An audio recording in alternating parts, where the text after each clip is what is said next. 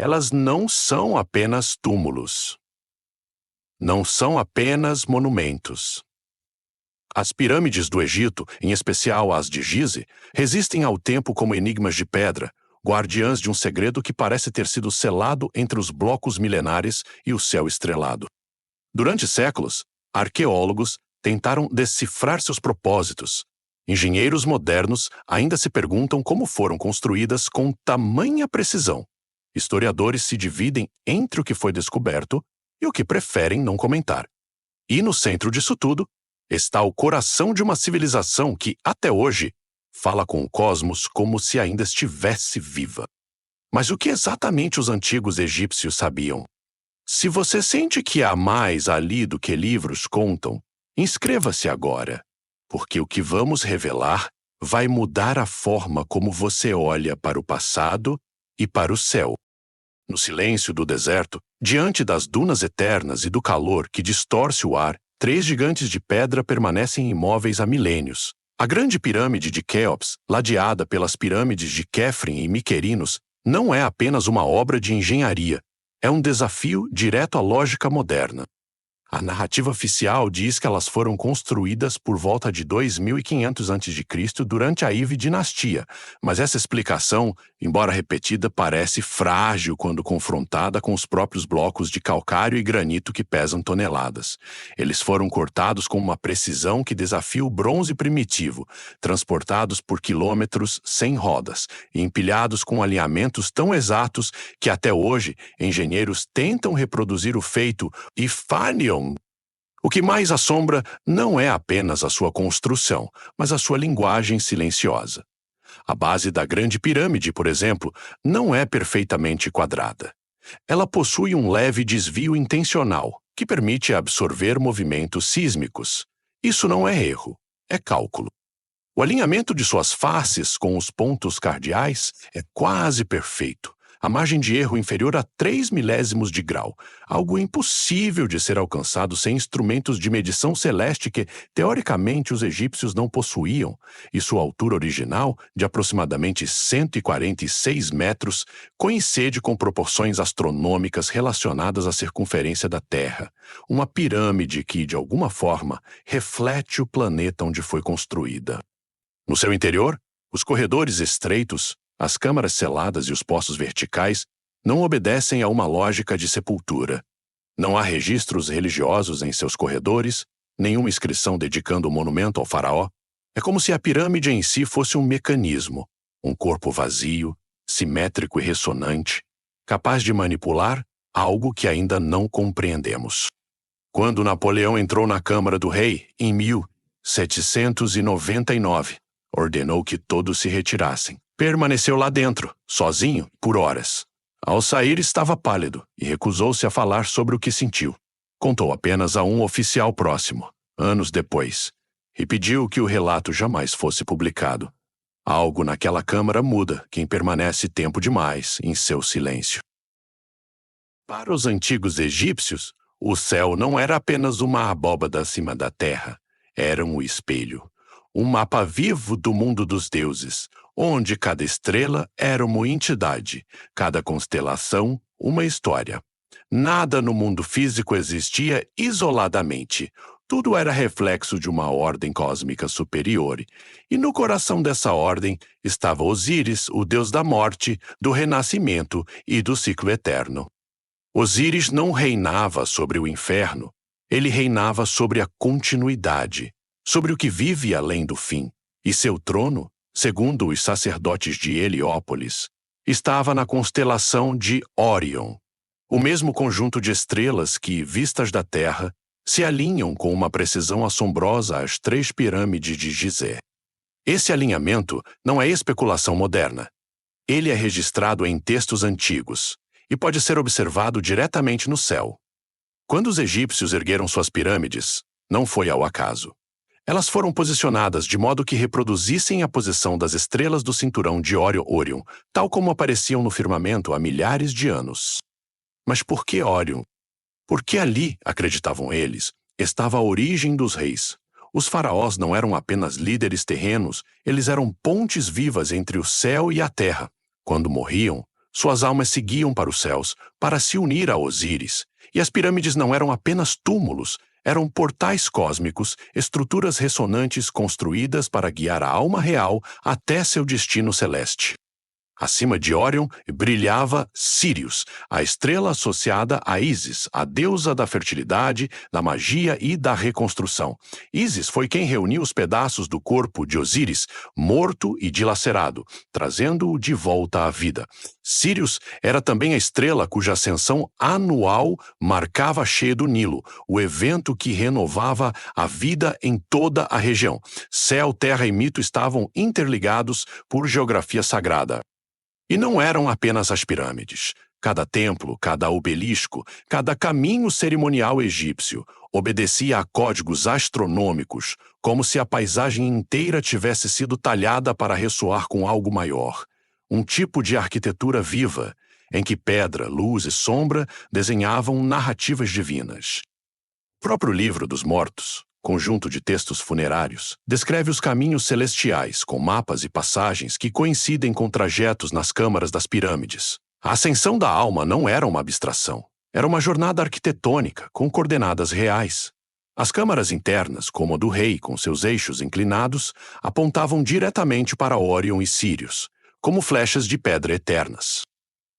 O Egito antigo, portanto, não apenas olhava para as estrelas, conversava com elas. E suas construções são as respostas gravadas com precisão milimétrica, como se os deuses tivessem sussurrado cada ângulo, cada medida, cada alinhamento. E a pergunta que ecoa é inevitável. Como eles sabiam tanto com tão pouco? De onde veio esse conhecimento que mesmo hoje, com toda a nossa tecnologia, ainda nos escapa? O Egito é um museu a céu aberto, dizem. Mas essa frase está incompleta, porque o Egito não é apenas um museu, é um véu. E sob esse véu existe algo que talvez nunca tenha sido destinado a ser descoberto. Desde o século XIX, inúmeros exploradores entraram nas pirâmides e templos com mapas, lanternas e picaretas. Muitos saíram de lá sem dizer uma palavra sobre o que viram. Outros morreram pouco depois, sem que seus relatos fossem documentados. A ciência moderna fez avanços inegáveis, mas os maiores mistérios parecem se esconder não dentro das pirâmides, e sim sob elas.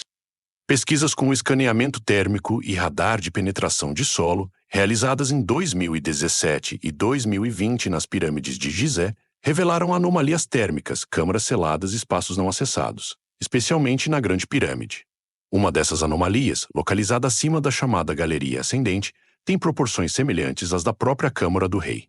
Mas até hoje, ninguém entrou. Nenhum robô foi autorizado. Nenhum furo foi feito.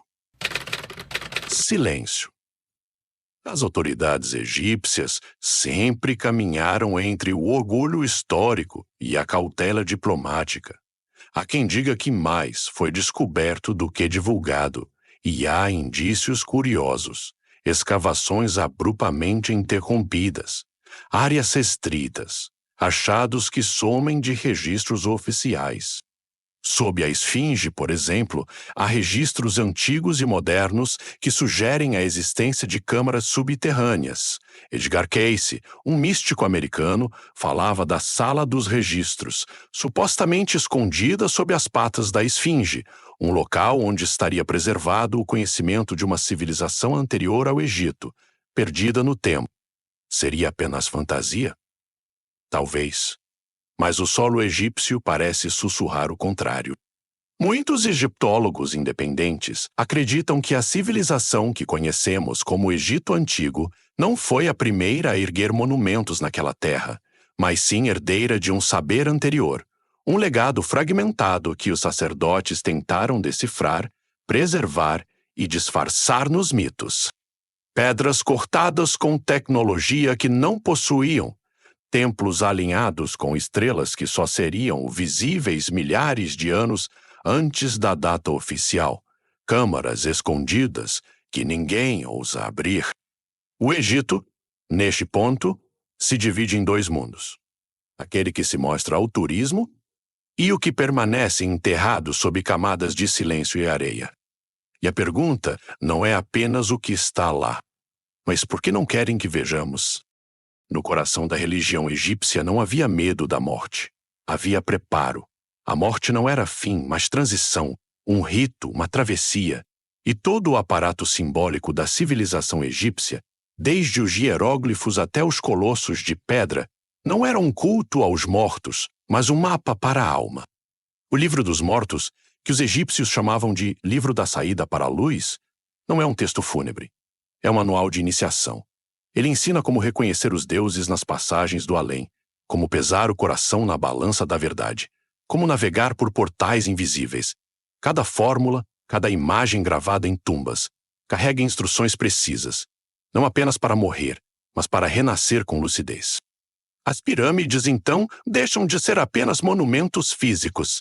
Elas tornam-se instrumentos espirituais. Cada corredor representa uma fase da purificação. Cada câmara, uma estação da alma em sua jornada pelo Duet, o mundo invisível. Não à toa, a própria palavra pirâmide pode ter vindo da junção de termos que evocam fogo no centro, uma máquina sagrada para acender algo que está dentro, não fora do ser humano. Eram os próprios reis que se tornavam deuses, não por sangue, mas por iniciação. A mumificação não era apenas conservação do corpo. Era parte de uma tecnologia ritual complexa, que envolvia fórmulas secretas, geometrias ocultas e substâncias perdidas no tempo. Substâncias como o Shemen-Neger, o óleo dos deuses, cuja origem e composição até hoje permanecem em mistério. Mas essa busca pela eternidade não ficou restrita ao Egito. Sua simbologia viajou silenciosamente pelas rotas do tempo e se infiltrou nas escolas místicas do mundo antigo, nos mistérios órficos da Grécia, nas doutrinas pitagóricas, na alquimia árabe, nos escritos herméticos e até nas liturgias do cristianismo primitivo. A cruz ansata, o Ankh, símbolo da vida eterna egípcia, reaparece em manuscritos medievais, gravado em espadas em sinetes de ordens secretas. A figura de Ísis, mãe do Renascimento, ressurgiu na forma da Virgem Negra. E os próprios templários, durante as cruzadas, buscavam algo no Egito, algo não declarado, algo que não estava nos evangelhos, mas nas pedras e nos silêncios entre elas. A espiritualidade egípcia não pregava. Ela revelava por etapas. E aqueles que ousavam atravessar os véus sabiam que o verdadeiro templo não era construído com pedras, mas com consciência. Há lugares que não se explicam, se sentem. O Egito é um desses lugares. Não importa quantas fotos se veja, quantos livros se leia ou quantas medidas se calcule, ele sempre escapa por entre os dedos, como areia antiga carregada de tempo e memória. As pirâmides não foram feitas para os olhos. Foram feitas para a eternidade. Talvez, mais do que túmulos ou templos, sejam perguntas esculpidas em pedra, perguntas sobre a origem do homem, sobre o que existe além do corpo, sobre o que nos conecta às estrelas, aos deuses e a um saber que pulsa, ainda hoje, sob a superfície do mundo. A ciência moderna ainda busca explicações, mas o Egito não exige respostas. Ele exige escuta, porque suas câmaras não são apenas construções. São ecos de uma voz esquecida, e quem consegue silenciar o ruído, talvez ouça. E se você sentiu isso, mesmo que apenas por instantes, é porque essa voz também fala com você. Se inscreva, não por curiosidade, mas porque a jornada ainda não terminou. Há outros templos, outros nomes, outros véus.